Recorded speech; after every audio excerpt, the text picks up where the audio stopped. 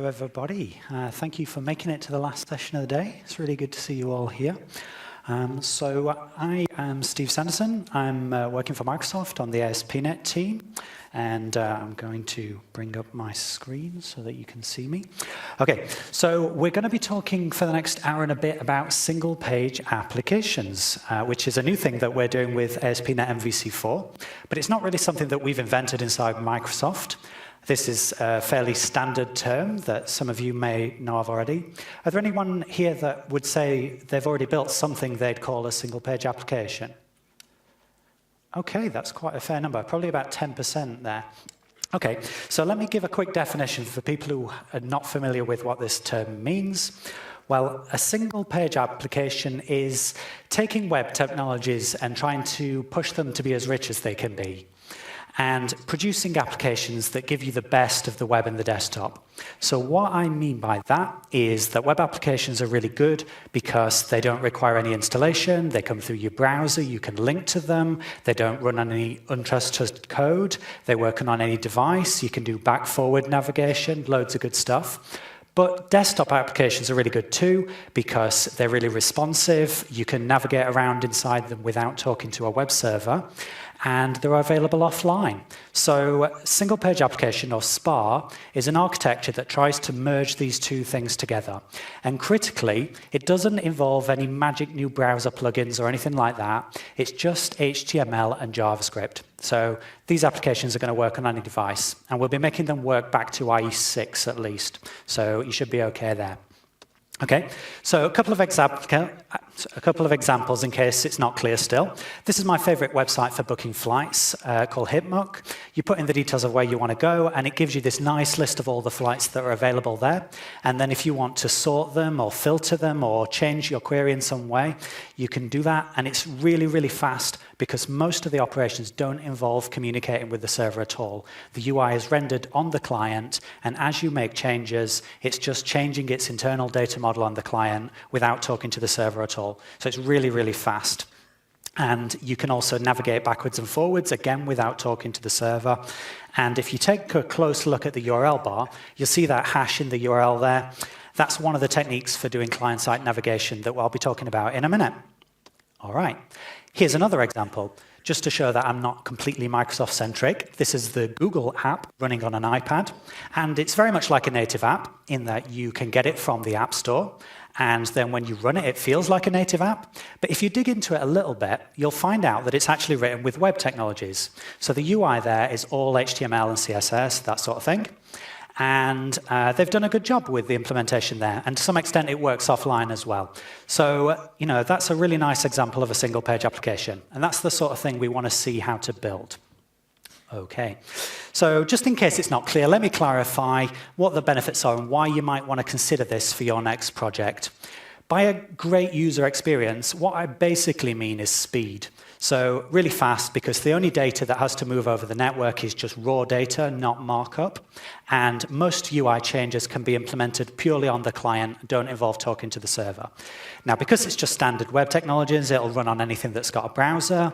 And interestingly enough, there are ways of making these work offline as well, and I'm going to be demonstrating that to you.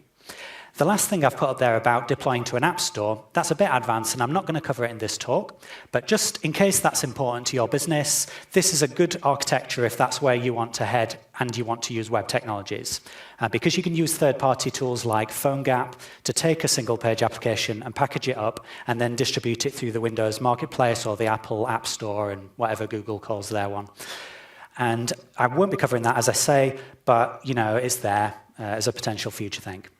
Okay, so I'm going to basically be doing demos for the next hour or so, but I do have to give you a little sort of architectural overview so that we're all on the same page about this. So this is one of the box cellar cylinder type diagrams that architects love to try and clarify how this is going to work.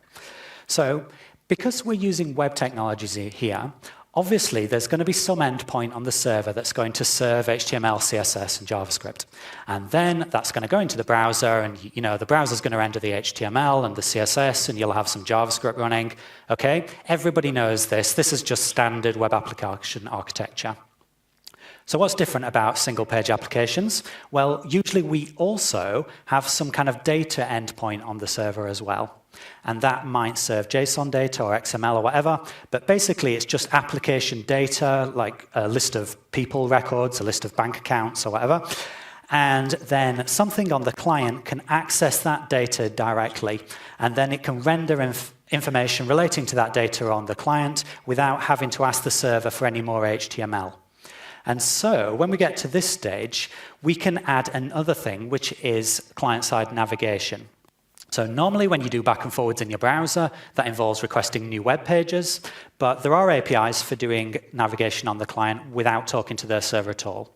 And that is, of course, going to be very fast, and that's useful because we can work with the data directly to change the UI in response to navigation events. And when we've got this far, we can kind of break our link with the normal HTML, CSS endpoints on the server. We don't really need that so much, except just to try and bootstrap this whole thing. Because once it's running, we've got an application that talks pure data to the server, updates its user interface, and does navigation all on the client, so very, very fast. Okay. And when we get to this stage, a further interesting thing happens, which is all that stuff on the right-hand side there, that can be made available offline. Okay, and I'll be showing you how we can do that, and it's pretty obvious why that's beneficial. And an additional useful thing that's available to us now with HTML5 is APIs for storing data locally on the client. And if we use that, we don't have to rely on the data services being accessible all the time. We can consider that to be occasionally connected. And then, our application is basically going to work offline, and we'll just synchronize things with the server if the server's available. Okay, interesting, potentially useful. Let's see how we can do some of this. All right, so I'm going to do two main demos. The first one's like 5 minutes, and the other one is all the rest of the time of this session. So here's how you can get started when you get the new MVC4 beta, which Scott Gu announced this morning is coming out this week. We've got a new project template in MVC4 for producing single-page applications. So let me just show you how that works. I'm going to create a new project, and I'll say it's an MVC4 project, and I will call it My App. Not very imaginative, but we're only going to be in this for 5 minutes. Okay, now, you see we've got this new option here, single page application. I'm going to choose that, and I press the wrong button, so I have to go back, press OK, and then I will choose it this time and press OK. All right, so that's going to create for me basically a standard MVC4 application. The only real difference is that it references a few extra JavaScript libraries that we can use to build this whole single-page application thing. The other difference is that it gives you an example model class that you can use with the new scaffolding tooling. So if you want to learn how to get started with this, you'll find in the models folder this to-do item class. And it gives you some instructions for how you can start with that. Of course, for most real applications, you're just going to delete that file altogether because you don't really need its help. But if it's the first time you've ever run this, maybe you'll want to do this. So what it advises you to do is right-click on controllers and go to Add Controller. And then when that dialog appears, in this drop-down here, we've got this new option, single page application there. So I'm going to choose that, and I call my thing tasks controller. And then for the list of models, I'll choose the to-do item that I had there. And I need to have a data context, so the data can be stored in a database. I'll just say, I don't care what that's called, just use the default thing there, and I hit add. So what that's going to do now is it's going to look at my to-do item class and produce a basic user interface for editing these to-do item things, but it's going to do it as a single-page application. Now, we're not really expecting you're going to publish this to your web server or actually have real customers using it. This is just for your education, an example of how you can build a single-page application with these JavaScript libraries and other technologies that I'm going to be talking about. But I won't really focus too much on the scaffolding during this session because it's a bit sort of beginner-ish, and I've got you in this room for an hour, so I can really show you some more interesting, in-depth, advanced stuff. So we're just going to get through this reasonably quickly so that you know what it's like, and then we'll move on, okay? So let me just build this thing that's popped out of there, and I'll bring it open in a web browser, and then you'll get an idea what the user interface is like. So it takes a few seconds the first time it runs, because it's warming up the web server and creating a database for me, that sort of thing. Okay, I'm on my normal home page here. Now remember I created a controller called tasks controller, so I'll go to that URL tasks, and when that pops up, which it will do very soon, when my disk stops spinning wildly. Okay, here we go. Now, it's got this basic user interface for creating and destroying these things. So I'll create a to-do item, walk the dog, okay, save that. Okay, save that in the database. I'll create another thing, take over the world, okay, save that. Okay, and now I can go into these things, I can mark it as done, I can save it, I can go in again, I can make some changes, I can get validation, I can revert my changes, I can go back and forwards, and what you're probably thinking is there's nothing clever about that at all. That's what the existing MVC thing does. Yeah, that's kind of true, but what's different here is that this is a single-page application. So as I'm navigating around here, it's not having to load any markup from the server. It's rendering the UI on the browser there, so it's going to be very much faster than your traditional web application. But I don't really want to think about this scaffolding thing too much more because, that's just... It's trying to do too much for us, and we've got an hour, we can dig into the technologies. So let's kind of forget about that and think a bit more about the architecture. I'll tell you about all the components that are in play here and how you can use them independently, how you can replace them with other things if you wanted to, and basically give you a better sense of what's happening behind the scenes there.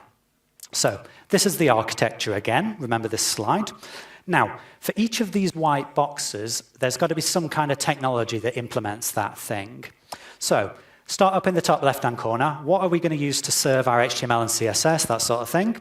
Well, you could use any of these ASP.NET technologies, MVC, Web Forms, Web Matrix, but we're going to use MVC, and that's what the default project template uses. We think probably most of you building single-page applications will be using that, but you can use Web Forms just the same. It's fine. We don't mind. Okay, now also, what's going to give us these data endpoints? Well, if you were in Scott Goo's talk earlier today, you'll have heard about Web API, which is our new way of doing RESTful data services and exposing your application data to the web with a lot of power and control. So it's really nice technology, and of course that's what we would recommend you use for your data endpoints right now. Okay, moving on to the local storage then, down at the bottom there. What's going to implement that? Well, we don't need any special magic there because that's just built into HTML5. So that's in your browser anyway, and for older browsers, there are kind of libraries that have kind of helped the browser to fall back and work anyway, even though it doesn't support HTML5. So we don't need to do anything there. Move on. What's going to implement the data access layer? How is our client-side code going to be able to talk to Web API and get the data and do interesting things with it? Well, this is where it's interesting because we've got this brand new JavaScript library that we're just bringing out this week called Upshot.js. And that is a very powerful data access library for JavaScript. It knows how to talk to Web API, and it knows how to track the changes that you make to your data. It knows how to synchronize those changes back to the server. It understands things like .NET metadata for validation. It understands things like one-to-many relations and keeping changes consistent across multiple entities. It can also do queries both against the server and locally on the browser. Loads of really good functionality in that. I'm going to be giving you some demos of that shortly. All right. So what about the application layer and the visible UI bit? Well, this is your code. So there's no library there. You're going to write your JavaScript. You're going to write your HTML and CSS. And yeah, that's your bit. But something has to keep these things in sync, and what we're recommending for that is this MVVM, Model View View Model library for JavaScript called Knockout.js, which I've been involved in creating, and that will help you to create your JavaScript and your HTML in sync. As the data changes in one, the other one will change to reflect it. So that'll give you a nice kind of declarative programming model for building this sort of thing. And then finally, for navigation APIs, well, there are lots of open source libraries for doing history management. And the one that we've picked out and put into the project templates is this third-party one called History.js. And the reason we chose that one is because, as far as we can tell, it's the best. It has the best cross-browser support. It works really well with older browsers as well as new ones. It supports HTML5 push state as well as other browsers that don't support push state. Basically, it just works in the most places. So that's why we've recommended that one. But the idea with this architecture is that all of that is swappable. Any one of those components, if you want to use something different there, you can do that, and you should be able to plug that in with everything else. But this is the architecture that I'm going to be showing you during the rest of this talk. It's also what the scaffolder produces that you just saw a minute ago. So let's switch on to the real demo, where we're going to build something interesting from scratch without using the scaffolder. I'm going to start by showing you how we can expose data. I'll then show you how we can build some UI on top of that. We'll then think about how to make it into a nice mobile application and do client-side navigation. And finally, we'll enter the mysterious mad world of offline web applications. Okay, so we'll start with the data bit. And very last slide before we do some proper coding now. This is just a quick recap of the architecture for the data access. So as you know, we're going to be working with MVC on the server. And as I also said, we're going to be using Web API to expose the data. What I haven't mentioned so far is that we've got this special base class called DB Data Controller, which is a very convenient way of exposing entity framework data context data to the web. So all you have to do is just basically point the DB Data Controller to your entity framework data context, and it pretty much does the rest. So it knows how to expose the data in a read or read-write way. It knows how to deal with change tracking. It knows how to deal with batches of changing arriving from the client all at once. It knows how to emit metadata, all the kind of fiddly stuff that you don't want to mess around with on your own. It will just kind of make that work. And then, of course, on the client, we've got to have a way of accessing that. And as I just said, we've got this new library called Upshot. And the main programming model inside Upshot is this object called a data source. The data source is the thing that can connect to the server. So basically, you instantiate a data source, you give it the URL of one of these endpoints, and it will know how to fetch data from it and fetch metadata and other stuff, and synchronize changes and generally make your life easy, we hope. And then you've got this data that's coming from the server, and you can build your application UI on top of that. So let's do it.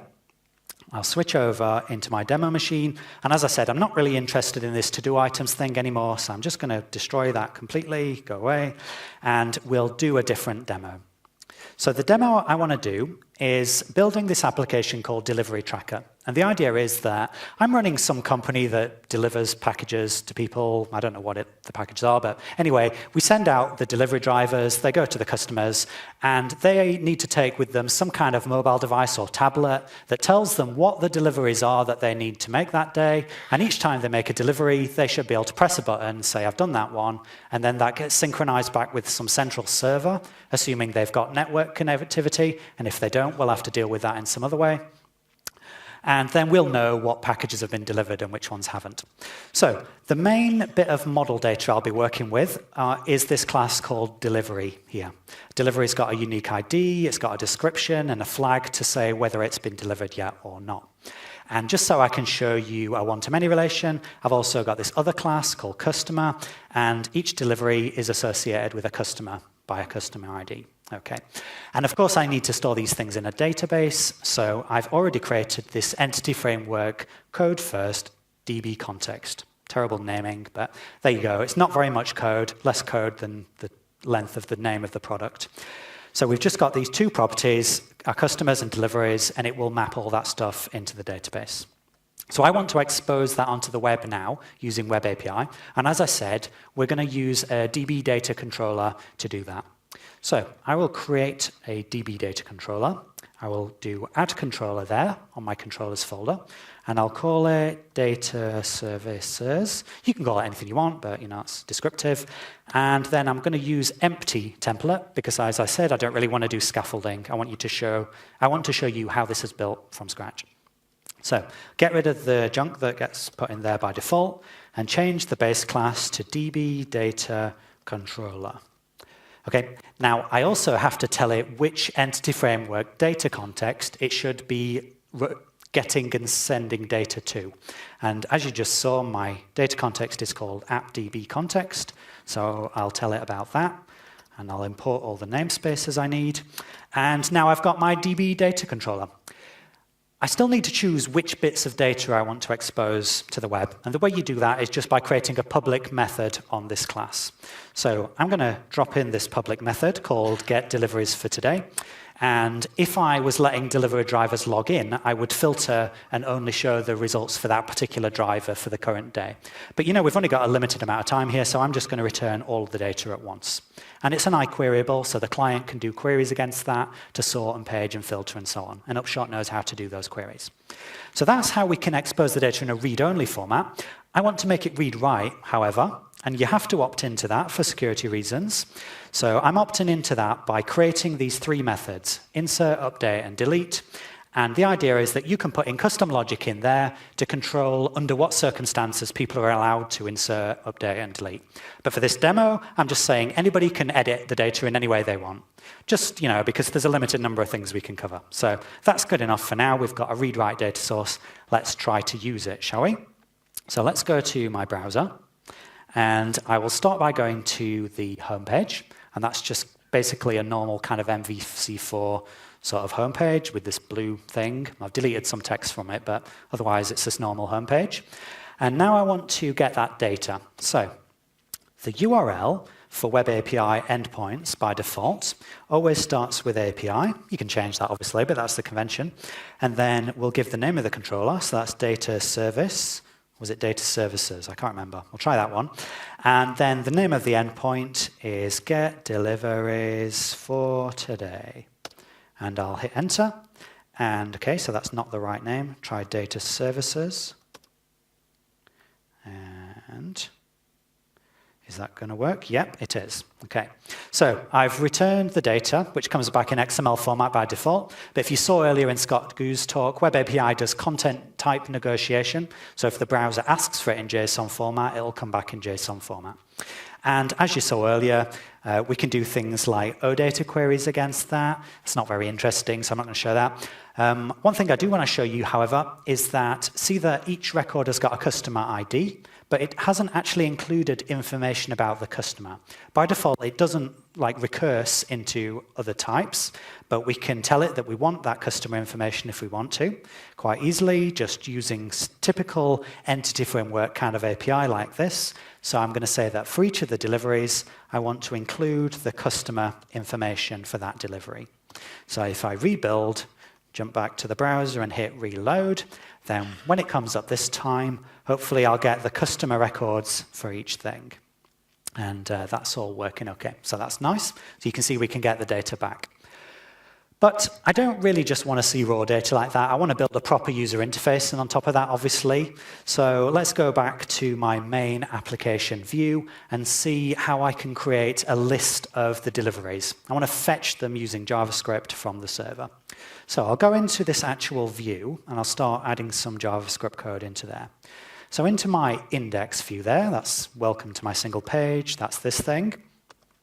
How can I configure the client to access my data services controller? How will it even know where that controller is?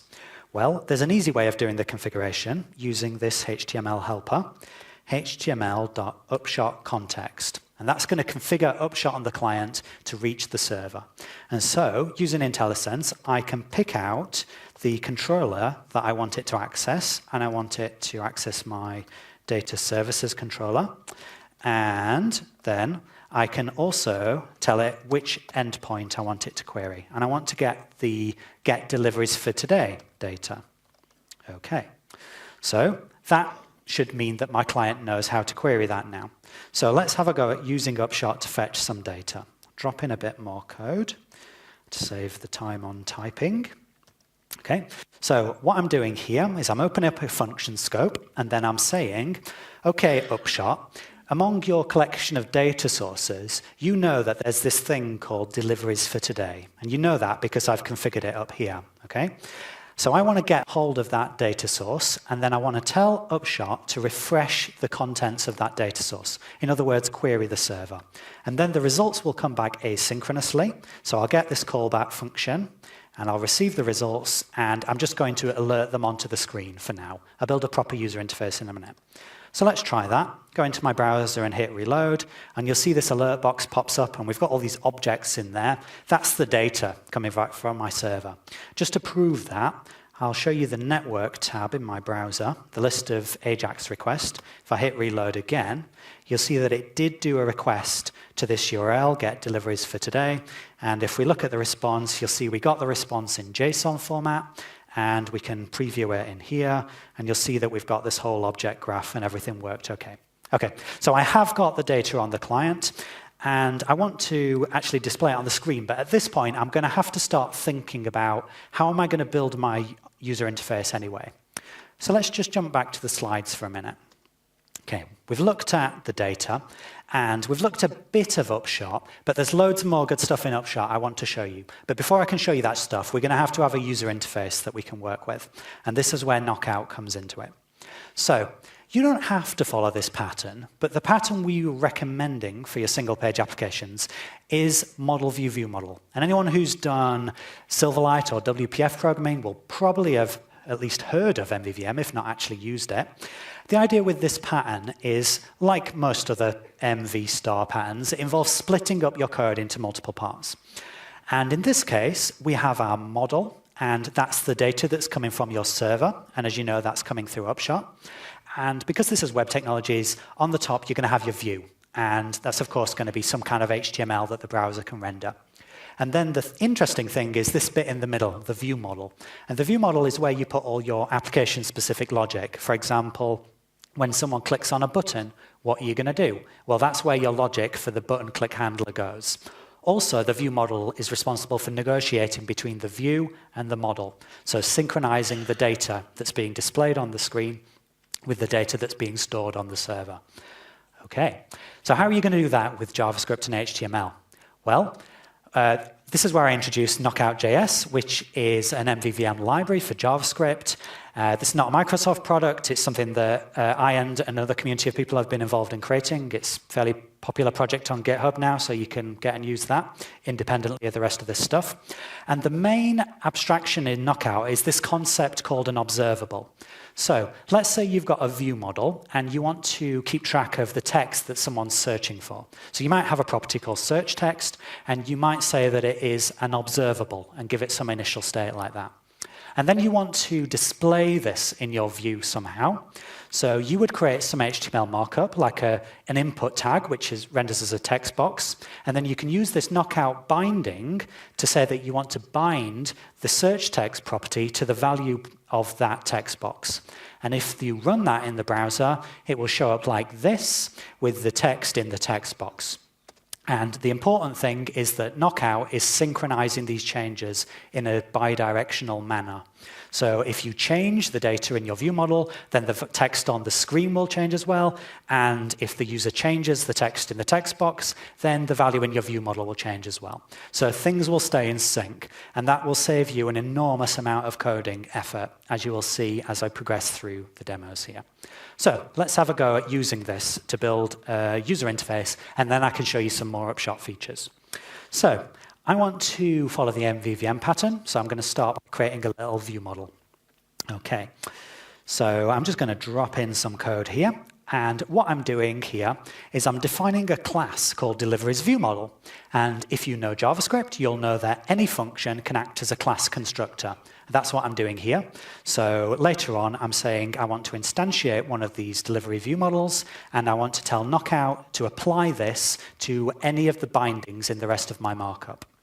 And then I can expose some data from my view model into the view.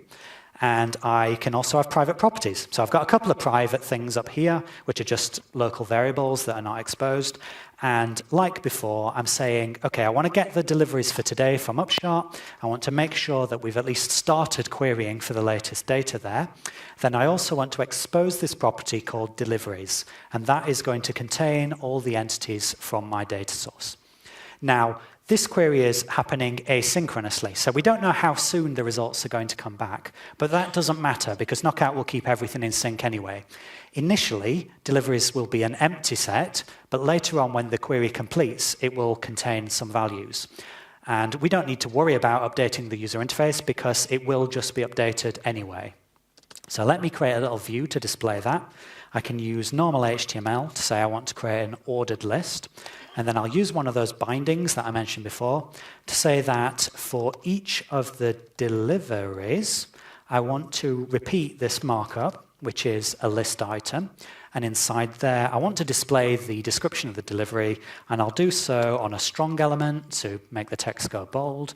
And then I'll use another binding to say that the text on that element should come from the description on the delivery. And in case you're wondering where description comes from, just to recap, my delivery has a description property. So that data is going to be mapped through by Upshot there.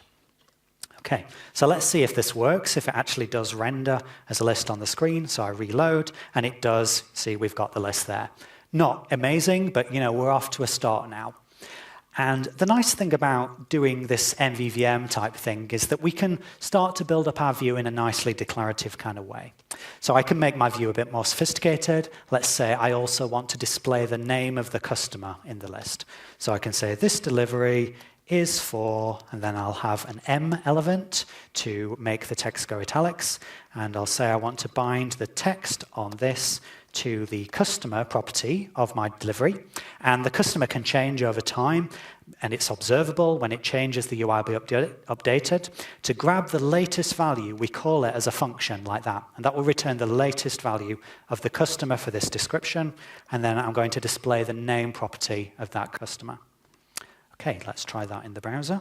I'll hit reload again, and then you'll see for each delivery, we've got the delivery is for, and then we've got the name of the customer. Okay, so very basic kind of templating thing, pulling raw data from the server and rendering the UI on the client. So we're getting started with this whole single page application kind of architecture. And I could make this more sophisticated, and in fact, I am going to make it more sophisticated. But before I do that, I want to refactor my code a little bit, because it's starting to get a bit messy already. I've already got view and view model in the same file, and I don't really like that. I want to separate things out a little bit, so I'm going to factor this class into a separate JavaScript file. So in my scripts folder, I'm going to create a new folder called app. This is just a personal convention of mine. You don't have to do this. But I tend to put scripts that relate to the current application in a folder called app to differentiate them from the standard library scripts, jQuery and all that stuff, that is just third-party stuff that I don't maintain. Okay, so in my app folder, I'm going to create a new JavaScript file. Let's find that in here, JScript file. And I'll call it deliveries view model. Did I spell that right? Yeah, I think so.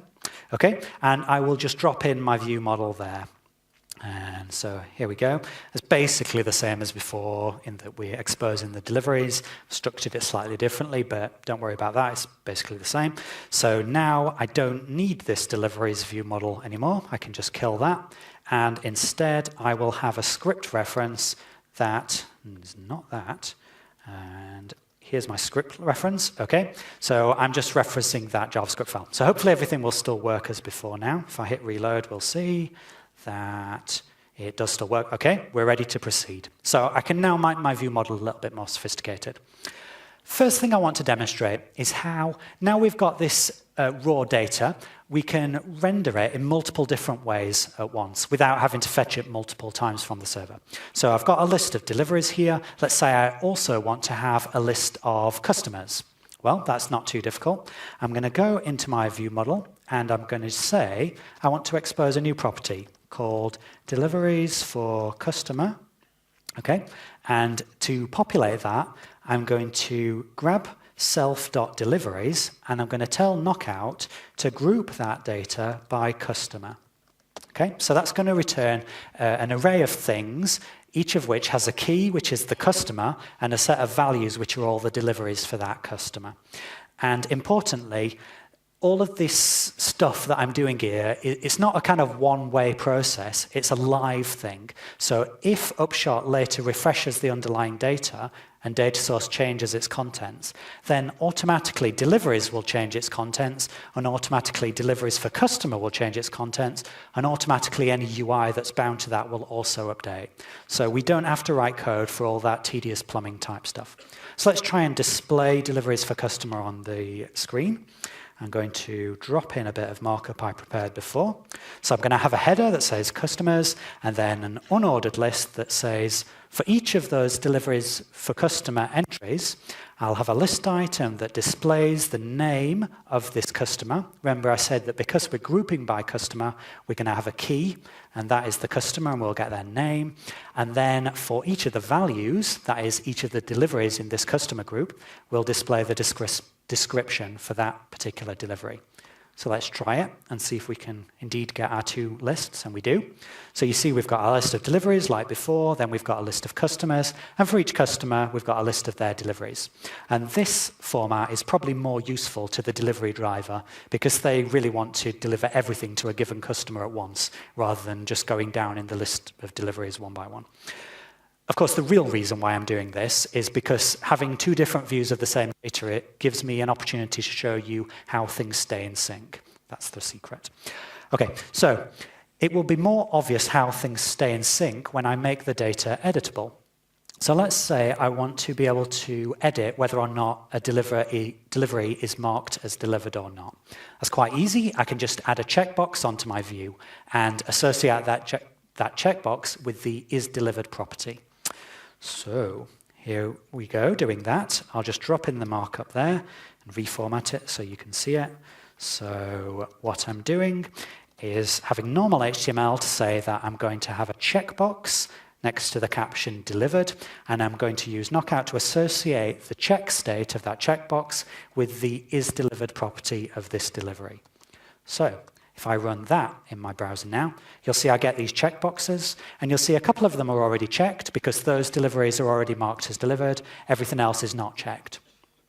Right, I can change the values on these checkboxes, but it doesn't really accomplish anything because it's not saving those changes to the server. If I hit reload, I'm just going to lose my changes there. So I'd like to show you how I can save those changes to the server.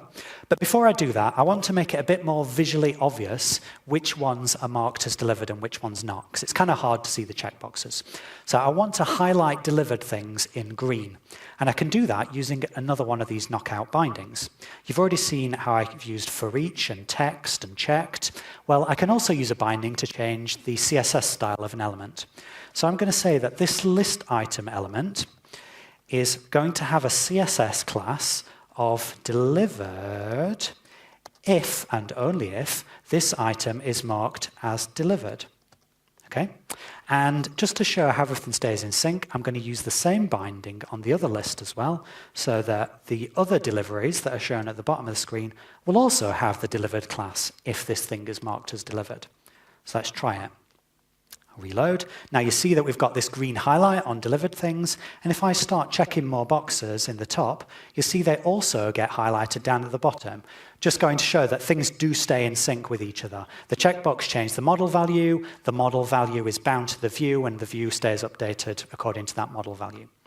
But if I hit reload, I still lose my changes. So I want to synchronize those changes back to the server now. And this is where Upshot comes back into it, because as I said, Upshot is able to synchronize stuff with the server. And there are two ways that Upshot can do the synchronization.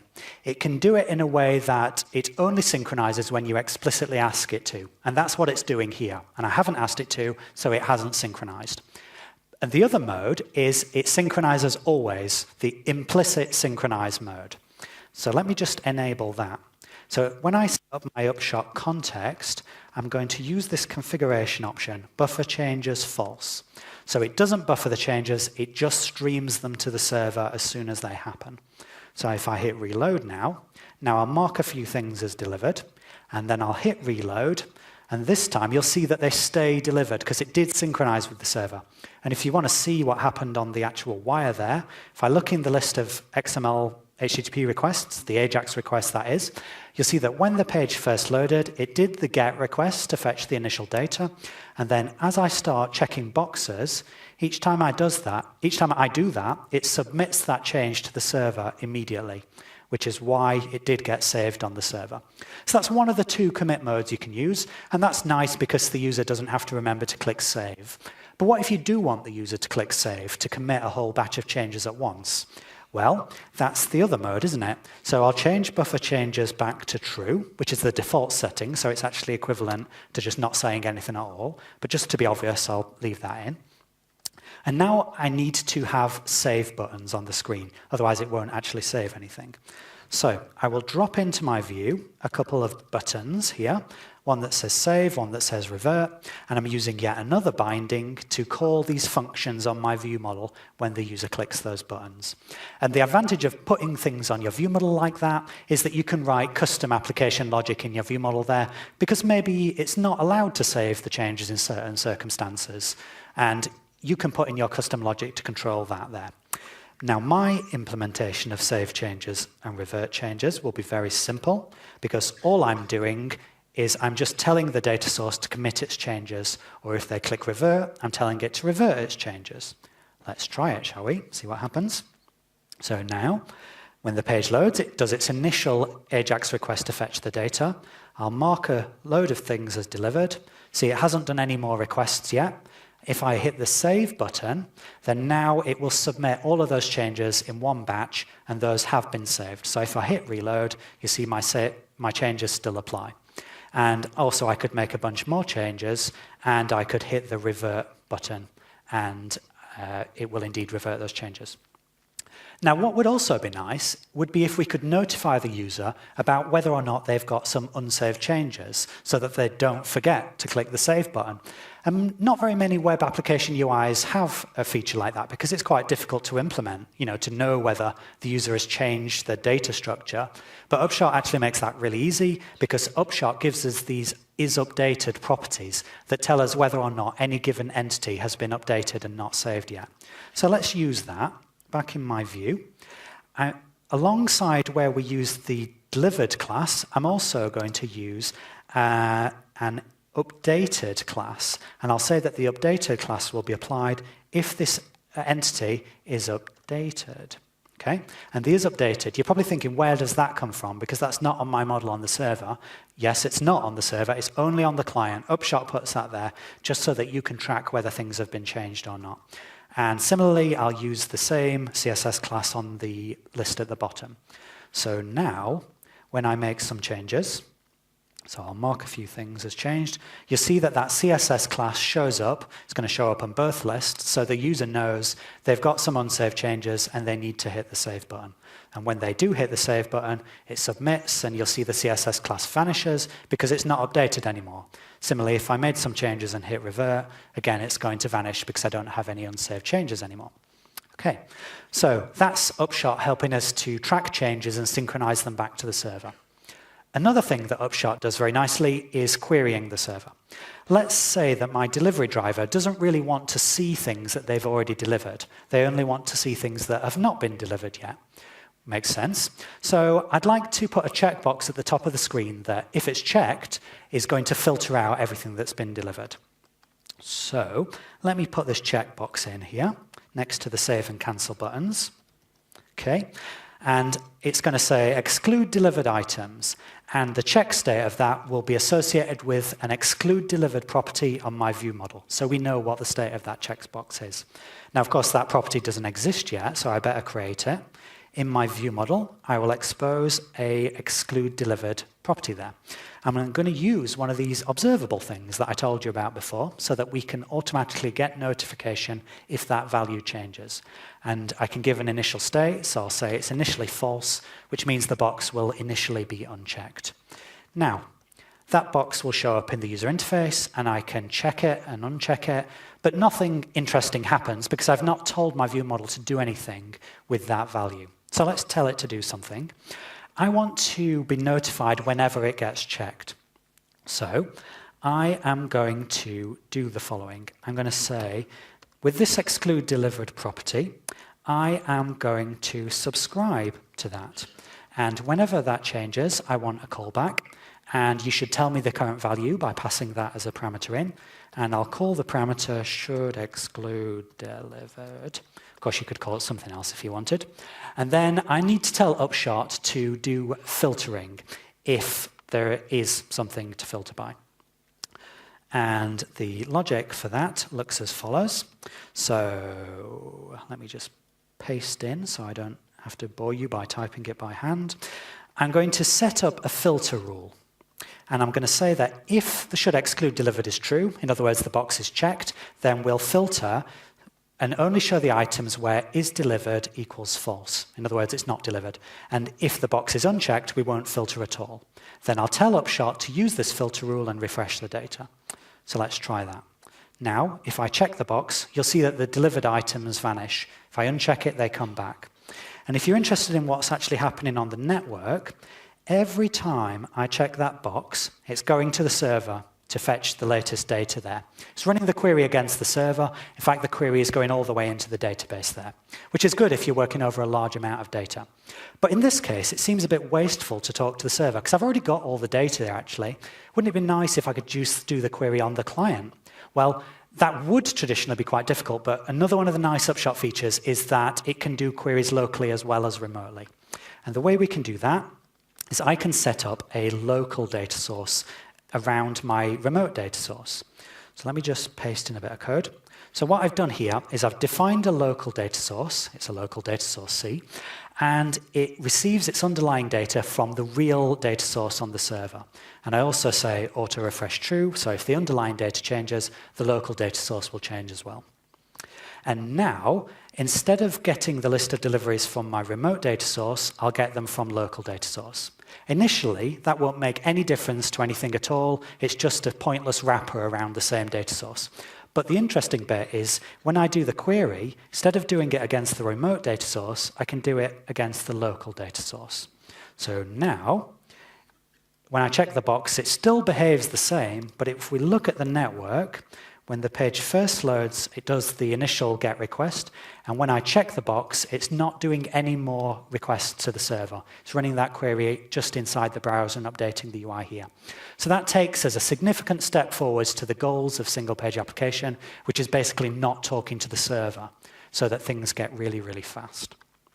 Okay, so that's a load of features of Upshot that I've just shown you there. And I'd like to kind of change the story a little bit now and start thinking about how I can make this into a nice mobile application. So what would it take to make this nice on mobiles? Well, firstly, I would have to change the appearance of the application somewhat, because this, firstly, looks disgusting, but secondly, it's no good on a small screen. Firstly, I've got too much data there, and secondly, the checkboxes are too small to really press with your finger. So I need to change the styling of it. I also need to restructure it, so instead of being one big page, it's a series of smaller pages that you can navigate around between, because, you know, the phone screen is small. But when you navigate, I don't really want to fetch new pages from the server. I just want to change the UI on the client. So that's why we're doing client-side navigation. Okay, but we're going to start with making a nice mobile user interface. If you were in Scott Gu's talk earlier today, you will have seen him demonstrate the MVC4 feature where you can override views and layouts for specific devices. So that's what I'm going to do now. I'll do it pretty quickly because I know a lot of you will have seen this already. So I'm going to take my index view and I'm going to copy and paste that and make a mobile version of it, index.mobile.cshtml.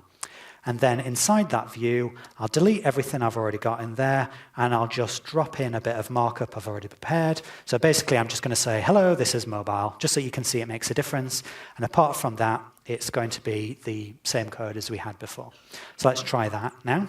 If I reload on a normal browser, you'll see that nothing changes because this is a desktop browser. But if I simulate a mobile browser, I'm going to do that just by using this user agent switcher thing. So I'm going to pretend to be an iPhone. And the only thing that this changes is the user agent. And so when I reload, now the server will say, OK, you say you're an iPhone, so you're a mobile, and I'll use the mobile layout, which is a good start. But I don't really want all this other junk around the edge either. I don't want the heading, I don't want the footer, I don't want the tiny font. I want to change the appearance more dramatically. So I'm also going to create a mobile version of the layout. So I copy and paste that, make layout.mobile. Okay, and inside that, I'll delete everything I've already got in there, and I'm just going to put a very minimal version of my layout. So basically, I'm just, there's nothing. It's just a basic HTML page. So if I reload now, still pretending to be a mobile, you'll see it gets very basic indeed. So we've got rid of all the extraneous stuff. That's a good start. But it's looking a bit too rubbish now. So I want to improve the styling slightly. I'm going to use a bit of CSS that I already set up. So I'm referencing a CSS file. And I'd like to put a nice little header bar in as well. So here's some markup for a header bar. and I'll run this. So now it's looking a little bit more mobile-y. It's not particularly impressive, and I should emphasize to you there's no magic happening here, there's no big framework. This header bar is just CSS, nothing special, just a red bar. Okay, so now I've got my very basic mobile display. I want to think about the other bit, which is the navigation. I'd like to do client-side navigation so I can move around through a series of pages at lightning speed without actually talking to the server at all. So, how do we do this client-side navigation bit? Well, I'm going to have to add some more code to my view model. But before I do that, I'd like to make further refactoring, okay? Because I don't want to add any more code into my desktop view model, because my desktop view model is basically finished. I don't want to change it. So instead, I'm going to create a special subclass of deliveries view model that will apply just for mobiles. So let me drop in a bit of code for that already. Then you will see what I'm doing. So here is a subclass. I know that if you haven't done a lot of JavaScript, you'll probably be wondering, in what sense is that a subclass? Well, any JavaScript function can be a constructor, and any JavaScript function can call any other JavaScript function. So my mobile deliveries view model constructor calls the deliveries view model constructor, and therefore we're kind of merging these two constructors together. When I do a new mobile deliveries view model, that will obtain all the properties and functions of a deliveries view model, and then I can also add some extra properties and functions on top of that. So that's just one of several ways you can do inheritance in JavaScript. And now I've done that, I can freely add more code that will apply just on mobiles. Of course, I need to actually use this class. So if I jump back into my mobile view there, then instead of using deliveries view model, I'll now use the mobile deliveries view model subclass. I'm just going to check that doesn't give me any script errors or anything. No, it doesn't. We're good. We're ready to proceed. So let's do this client-side navigation thing. In order to do that, we want to have a model of where the user is in some kind of virtual navigation system. So I want to define a set of parameters that can appear in the URL, and those parameters can change over time, and we will have notification when those parameters change so that we can update the user interface to match those parameters. Don't worry if you don't understand this bit, as long as you understand that all I'm doing is I'm doing navigation that doesn't really talk to the server. The actual details of the API are not hugely interesting, so don't worry if you don't get this bit. So as I said before, I'm going to use this third-party library called History.js, which is a great library. It's really robust. One thing about it that's kind of lacking, though, is that it's got a very low-level API that just deals with URL strings, whereas I'd like to work in a slightly more high-level world of parameters that can appear in the URL. So we've created this trivial little wrapper around History.js called navhistory. Navhistory allows you to define parameters that can appear in the URL, and it will give you notification when those parameters change so that you can update your user interface. And then I initialize the whole thing, tell it to link to the URL, so that when the parameter on navhistory changes, then the URL will also change, and then if the user clicks back, that will change the URL, and then navhistory will correspondingly change this parameter, and then you can change your UI as well. Okay, I hope that makes sense, but don't worry if it doesn't. So just to check that I can actually see what the current value of this parameter is, I'm going to display it on the screen. So I go back into my mobile layout, and I am going to put in a bit of extra markup to display the parameter. I'm saying the current view parameter is, then from the nav property, I'm getting the current value of the params and the view on there. So if I run that now, hopefully we'll see the current view parameter is deliveries, because I said that was the default value. So I'm going to use the view parameter to represent the person's position, and they can be in one of three positions. They can be either on the list of deliveries or the list of customers, or they can be on a specific delivery that they want details of.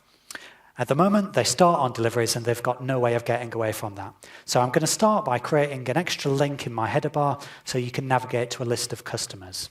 So going back to my layout, I will replace this header bar with a little bit more markup. So this time I've got two links, one to deliveries and one to customers. And if you click on customers, we'll call this function show customers in the view model, and you can put in some custom logic to handle that there. And the logic I'm going to use is very simple. I'm just going to tell nav that it should update the view parameter. So if the user clicks on Show Customers, we will tell Nav that it should navigate, in other words, change the value of the view parameter to Customers. Or if they click on Deliveries, we'll change the view parameter back to Deliveries. So let's see if that works, shall we? If I click on Customers now, you can see in my URL that that current value has appeared there in the URL. And indeed, if I click back on Deliveries, then it goes away from the URL. Now, you might be thinking, why doesn't it say Deliveries in the URL? The reason is just that I declared that as the default value. And it doesn't show default values because they're implicit anyway. So it knows we're on Deliveries, and I could hit back, and I'll go back to Customers, and you'll see that on the screen. I could hit back again, I'll go back to Deliveries, I can hit forwards. I can also do deep linking and bookmarking, so I can take this URL for Customers, paste it into another tab, and when I go there, I will be on the Customers. And as I do the navigation, the back-forward bit, it's not talking to the server, it's just updating the UI on the client. So I can now display different user interfaces depending on where the user is. Let's say when they're on the list of deliveries, I want to show deliveries, and when they're on customers, I want to show customers. Well, that's not too difficult. I can just use a binding to conditionally show different user interface depending on that parameter. So here's a trivial example of that. I'm using another knockout binding here called if, and I'm saying that if the current value of view is deliveries, then we'll show this markup about deliveries, and if it's customers, then I'll show this markup about customers. Okay? So if I go over here and reload, then now, as I switch between these two views, you'll see that the markup below it is changing. And I can proceed from here very easily to finish my application now, because you've already seen how I created a list of deliveries and how I created a list of customers when I was building the desktop application. So I can just copy and paste that markup in there, and I'm going to have my application. Also, I'd like to be able to navigate into a specific delivery to get details of that. And the way to do that is pretty easy, because when I configure my nav history, I can define a second parameter there called delivery ID, and then I'll be tracking your navigation into a specific delivery. So I could do that, and it would take me 5 or 10 minutes to finish this, but it would be boring because you've already seen me do all that sort of thing, and it would be a waste of your time, and I can use this 5 or 10 minutes to show you some interesting new technology instead. So I'm just going to skip forwards at this point to the bit where my application is finished. So I'm using my Mercurial source control to update the current state of my project to the one where I finished my application. Now if I jump back in here, discard my changes, reload everything, recompile, and then I'll bring back up the view I had before, index.mobile, and you'll see now that if we're on the deliveries, I'm actually rendering a partial called deliveries list. That's where I've got the markup about deliveries, just to keep things organized. Similarly, customers, and similarly, details of the current delivery. So just to show you the result of doing that, if I hit reload in my browser, then hopefully, if it works still, it does. Okay, so I've got my list of deliveries. I can navigate to a list of customers, which is the same data group by customer. I can do the filtering business. I can navigate into a specific thing. I can change whether or not it's marked as delivered. I can go back, can navigate to another thing, change that as well, use back-forward navigation. Basically, I've got a full single-page application now, and it's styled to look nice on a small mobile screen. So if your mobile is about perhaps this kind of size, then it's all going to fit nicely, and we've got nice big buttons that you can press with your big finger, and our delivery drivers will have no trouble using that. Okay, so what have we just done? We've looked at styling for mobile, and we've looked at how we can do some client-side navigation. What about making this stuff work offline? Wouldn't that be nice? Let's do that. Now, firstly, a little disclaimer. The preview release that's coming out this week is not going to include the offline support that I'm about to show you. We do want to ship that really soon, but it's not quite production ready yet. We don't want to give you a hard time trying to use code that's not fully rounded off yet. But we can distribute this through NuGet, so hopefully you can get it fairly soon, and I'm going to be able to demonstrate it to you now anyway. So how is it possible to do a web application offline? Well, it's not that hard, actually. A lot of you might know how to do this already. So just to recap, this is the flow of data and network connections in the application. You know that on the server, we've got some JSON data that's coming from Web API, and you know that on the client, we need to have HTML and JavaScript that is the actual application.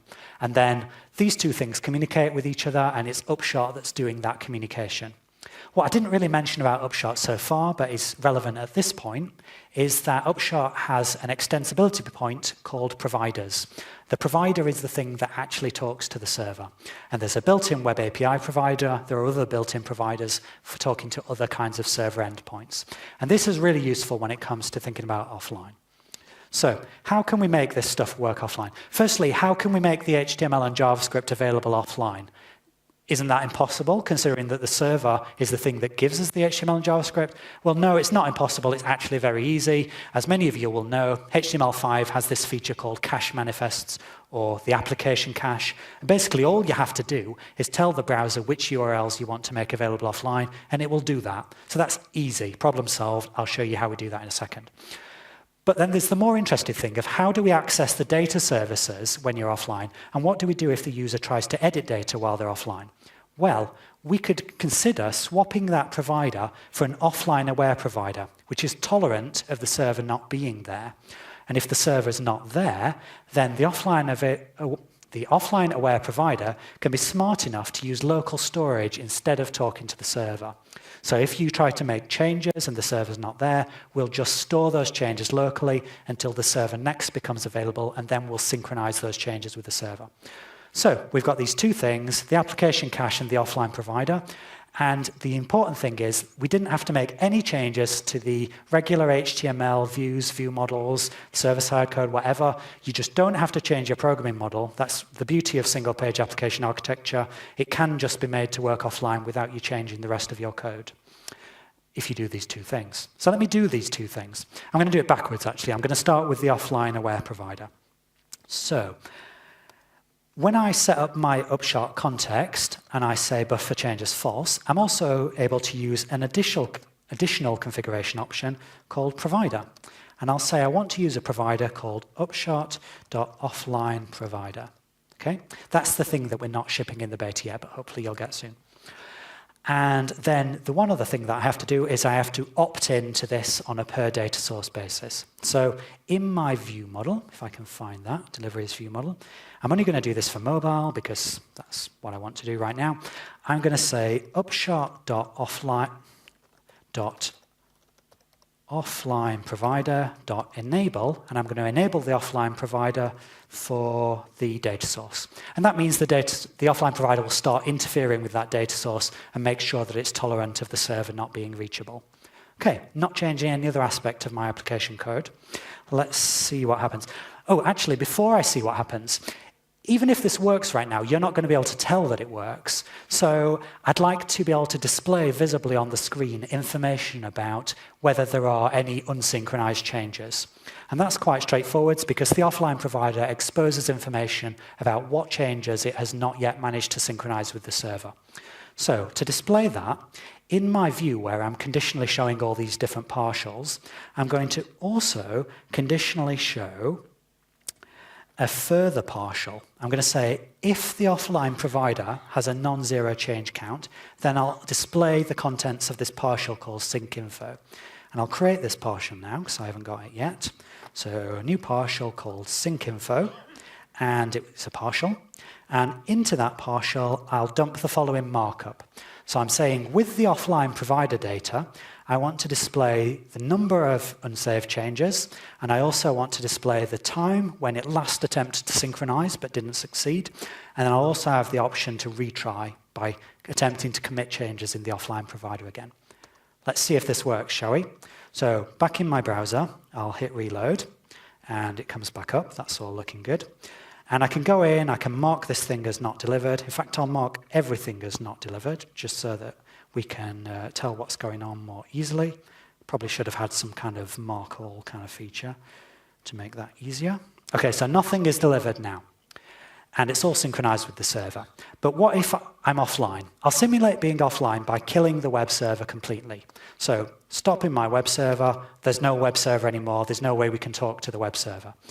But I can still navigate around, of course, because, as I said, navigation doesn't involve talking to the server. I can go into this particular thing, and I can try to mark it as delivered. So when I do that, After a couple of seconds, the offline provider realizes that we can't talk to the server. So it just tracks the fact that we've got this one unsaved change. And the user can try to retry that synchronization as much as they want. Of course, it's not going to work because there's no web server there right now. And they can continue navigating around. They can see that they've still got that unsaved change. Can go into this other thing. Maybe I'll mark everything for Morton as delivered. So, that's not, I've kind of destroyed it now. Okay, anyway, that helps me to demonstrate this, okay? So I made some changes there, and I didn't synchronize them with the server, and in fact, I accidentally lost my user interface completely. But that's not a problem, because offline provider will have saved my changes in local storage. So later on, when I get network connectivity back, my server comes back up. Now I go to the home page, and we should see that my changes are still there. And in fact, they'll synchronize with the server immediately. 3 changes, and if you were very fast, you will have seen that those just synchronized with the server because the server's there. So that's working kind of nicely. Okay, but the one other thing that doesn't work yet is what you just saw me do by mistake, which is if the server's not there and the user tries to do a reload or visit this for the first time, then of course there's no server, we can't load the HTML. So I want to use this cache manifest thing to make my HTML available offline. And the way cache manifest works is it's really easy. You basically just expose a text file from the server that's a list of the URLs that you want the browser to cache. So I'm going to do that now, just bring the server back, and I'm going to create my text file actually in the form of a Razor file, because I want to inject some dynamic content into it. But you could literally do it as a text file if you wanted. So I create my Razor page, and I'm going to call it cache manifest. Okay, and then I'll just drop in my pre-prepared thing in there, which is not that. Let's try again. This. Okay. And let's not worry about that. I'm just going to show it to you in the browser. So now if I go to this URL cache manifest, then it's going to run that Razor file, and you'll see I get this text file back. So a cache manifest is a text file that starts with the phrase cache manifest. That's the spec according to HTML5. And then you have a cache section that gives a list of all the things you want to cache. So that's my CSS and all the different JavaScript files I'm using.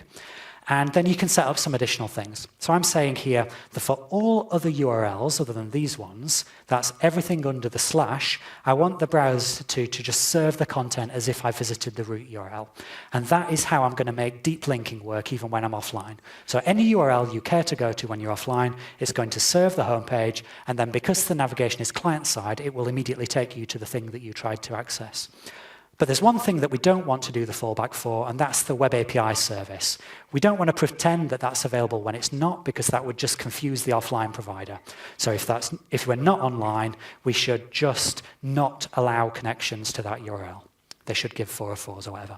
And then also I'm putting a timestamp in here so that every time my application restarts, this file contains some change, which means the browser will refresh the cache contents. So I don't have to worry about users having old versions of my application. It will refresh every time my application restarts. Okay. So just having this file there is not enough to make the browser use it. You have to tell the browser to use it. So let's go back to the home page. Here we go, back to the home page. And is it working or is it not? It's doing something funny. I've done something to break it. I'm not sure what I've done to break that, so I'm just going to kill and restart my server. Okay, here we go. And I'll hit reload, and all being well, my application will restart successfully this time. And it does, okay. So now I'm going to use this cache manifest. So in the layout, in the mobile layout, that is, on the HTML element, I drop in this extra attribute, manifest equals cache manifest. And notice that I'm using the tilde there that Razor version 2 resolves automatically. It's another thing Scott showed earlier today. And then in my browser now, if I hit the reload button, all being well, you'll see all this extra stuff appear in the debugging console down at the bottom there. Let's just see it. So you see the browser's realized that we want to cache the stuff according to this cache manifest. It's downloaded all these things and cached them. And if you want even more diagnostic information. If you're using Chrome, you can go to this special URL, app cache internals, and that shows you that we've got a cache entry for this URL, and we can see the entries that it's cached all of those files. All right, so if my web server's not there now, I kill it, then even though there's no web server, I should still be able to hit reload, and the page will still come up. I can still navigate around. I can reload even when I'm on a deep link, and it'll still work. I can still make some changes, and those changes will be tracked. Eventually, the server comes back up like that, and then I can hit the retry button, and of course, it will actually synchronize that change with the server as soon as my server wakes up, that it's just done it. Okay, so we've got a properly offline available web application there, which is cool. But what would be cooler still would be if it worked really well on an actual mobile device. So I've brought with me this generic, non-specific tablet computing product here. I don't know who makes it. It's made in China or something. And I'm going to actually run my application on that, assuming the projector can connect to it.